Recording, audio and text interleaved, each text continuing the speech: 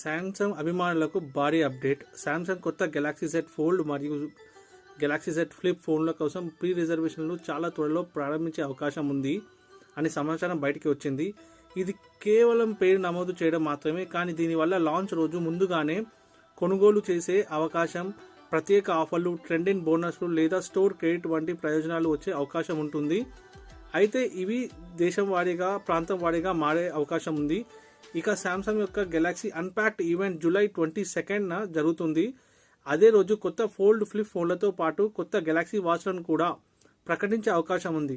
అయితే గుర్తుంచుకోండి, శాంసంగ్ ఇక ప్రపంచవ్యాప్తంగా ఈ ప్రీ రిజర్వేషన్ తేదీని అధికారికంగా ప్రకటించలేదు.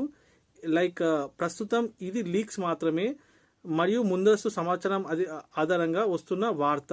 మరి ఈసారి శాంసంగ్ ఫోల్డ్ కొనాలని ప్లాన్ చేస్తున్నారా? కింద కమెంట్ చేయండి. Bye guys.